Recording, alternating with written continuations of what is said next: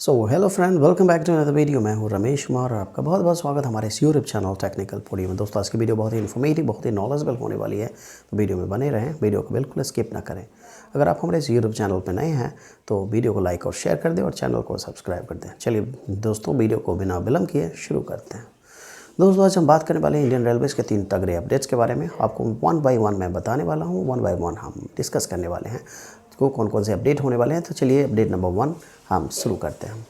दोस्तों, मैं आपको याद दिला दूं कि अगर 1 नवंबर 2024 से पहले क्या होता था कि हमारी ARP एडवांस रिजर्वेशन पीरियड जो होती थी 120 दिन पहले होती थी। यानी कि हम अपनी रिजर्वेशन जो अग्रिम रिजर्वेशन होती हैं एडवांस में जब हम अपनी रिजर्वेशन करा पाते थे 120 दिन पहले करा पाते थे। बट 1 नवंबर 2024 के बाद जो है ARP को रिड्यूस करके कम करके सिर्फ 60 डेज़ कर दिया गया है। यानी कि अब हम अपनी रिजर्वेशन सिर्फ 60 दिन पहले ही करा पाएंगे। अब मैं बताने वाला हूं कि जैसे कि आप IRCTC रेल कनेक्ट को ओपन करते हैं और ओपन करने के बाद जब आप उसमें कैलेंडर को ओपन करेंगे तो सिर्फ आप 2 महीने का ही कैलेंडर आपको खुलेगा और उसी 2 महीने पहले ही आप रिजर्वेशन करा पाएंगे। पहले क्या होता था, 4 महीने का कैलेंडर खुलता था और 4 महीने में किसी डेट को सिलेक्ट करके आप अपनी रिजर्वेशन करा पाते थे। दोस्तों, अब हम बात करने वाले जिन लोगों ने अपनी टिकट 1 नवंबर 2024 से पहले ली थी, बुक करी थी, क्या वो लोग ट्रैवल कर पाएंगे? तो मैं दोस्तों बता दूँ, बिल्कुल वो लोग ट्रैवल कर पाएंगे और उनका जो है टिकट जो है वैलिड है, बिल्कुल ट्रैवल कर पाएंगे। तो ये था पॉइंट नंबर 1। चलिए हम जंप करते हैं पॉइंट नंबर 2, अपडेट नंबर 2 की तरफ। दोस्तों, मैं आपको बताने वाला हूँ, कभी क्या होता है हम रेलवे स्टेशन जाते हैं, वहाँ पे हमें जनरल कोच में ट्रैवल करने के लिए क्या होता है कि हमें बहुत लंबी लाइन में लगना पड़ता है या फिर हमें प्लेटफॉर्म टिकट के लिए बहुत लंबी लाइन में लगना पड़ता है। तो दोस्तों, मैं आपको बताने वाला हूँ इन रेलवेज़ का एक पुराना रूल्स है, जिस रूल्स को मैं आपको रिमाइंड कराने वाला हूँ, शायद आपको याद ना हो। तो उस रूल्स के बारे में मैं आपको बता दूँ कि अगर आप 200 किलोमीटर से कम की ट्रैवल करने वाले हैं तो उसके लिए भी आपको लाइन में बिल्कुल लगने की ज़रूरत नहीं है। या तो आपको प्लेटफॉर्म टिकट लेनी है, उसके लिए भी आपको बिल्कुल लाइन में लगने की ज़रूरत नहीं है। स्क्रीन पे जो आपको UTS एप्लीकेशन दिख रहा है, इस एप्लीकेशन से आप अपनी टिकट बुक कर सकते हैं और डायरेक्टली जा करके जनरल कोच में बैठ करके आप ट्रैवल कर सकते हैं, या फिर आप प्लेटफॉर्म टिकट बुक कर सकते हैं और फिर आप किसी को रिसीव और ड्रॉप कर सकते हैं। तो इसमें एक पॉइंट जो मैं ऐड करने वाला हूं कि अगर आप 200 किलोमीटर या 200 किलोमीटर से ज़्यादा का ट्रैवल करने वाले हैं तो सिचुएशन में आपको क्या करना चाहिए कि आपको इंडियन रेलवेज़ का जो है एक पुराना रूल्स है, जो मैं रिमाइंड करा दूं कि 200 किलोमीटर या 200 किलोमीटर से ज़्यादा के ट्रैवल के लिए आप 3 दिन पहले अपनी रिजर्वेशन यानी कि अपनी जनरल टिकट को बुक कर सकते हो।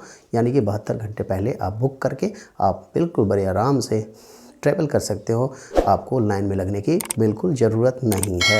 तो ये था हमारा पॉइंट नंबर 2, दूसरा जो अपडेट इंडियन रेलवेज़ का, जो शायद आप लोगों को पता नहीं था। अब हम बात करने वाले हैं फाइनल जो बहुत तगड़े अपडेट्स हैं, उसके बारे में हम बात करने वाले हैं। पॉइंट नंबर 3 की बात करते हैं। दोस्तों, आने वाले समय में हमारा जो ट्रैवल है बहुत ही आरामदायक, बहुत ही सुगम होने वाला है। हमें किसी तरह की कोई प्रॉब्लम परेशानी नहीं होने वाली है। आने वाले समय में हमारी जो टिकटें हैं 100% कन्फर्म मिलने वाली है, हमें बिल्कुल प्रॉब्लम नहीं होगी। तो मैं बात करने वाला हूँ इंडियन रेलवेज़ आगामी 2 साल में क्या करने वाली है कि 10,000 नॉन AC कोचेज़ ऐड करने वाली है। आगामी 2 साल में क्या करने वाली Indian Railways 10,000 non AC coaches add करने वाली है, जिससे क्या होगा कि हमें बिल्कुल कंफर्म टिकट मिलेगी। जनरल कोच में हम ट्रैवल कर पाएंगे बड़े आसानी से।